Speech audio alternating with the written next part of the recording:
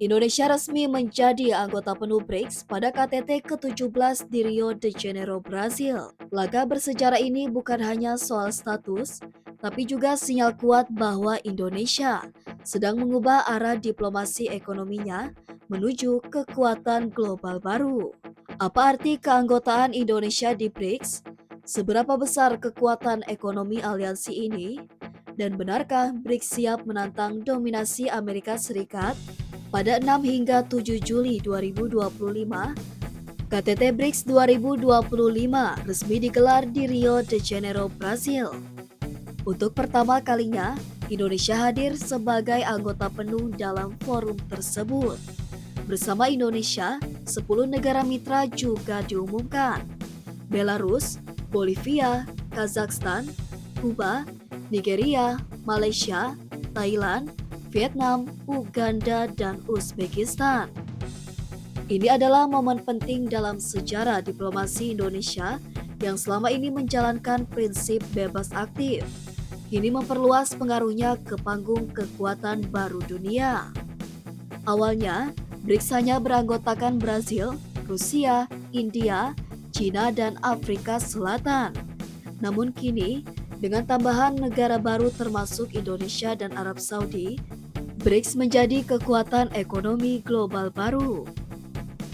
Total GDP gabungan BRICS per 2024 30,2 triliun USD atau sekitar 489.546 triliun rupiah.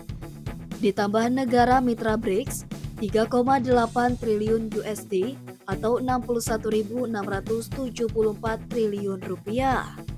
Total kekuatan ekonomi BRICS dan mitranya saat ini mencapai lebih dari 34 triliun USD atau setara dengan 552.420 triliun rupiah, hampir sepertiga perekonomian dunia.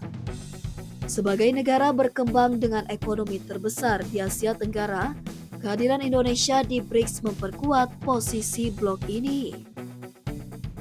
Indonesia selama ini dikenal stabil, tumbuh konsisten, dan punya hubungan diplomatik luas dengan Barat, Timur, dan Global South.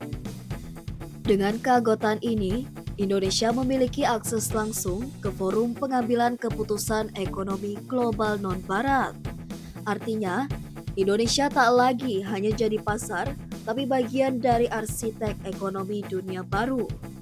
KTT BRICS kali ini juga dibumbui oleh kritik keras terhadap Presiden Donald Trump dan kebijakan tarif barunya.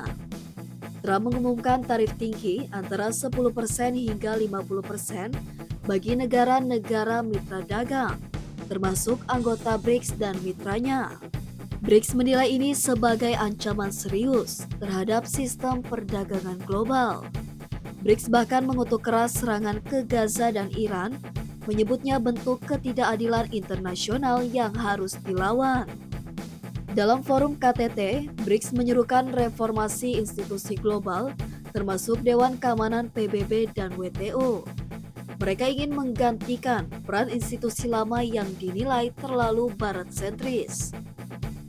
Dengan semangat kolektif Global South, BRICS kini disebut sebagai kekuatan multilateral baru yang siap mengisi kekosongan diplomasi internasional.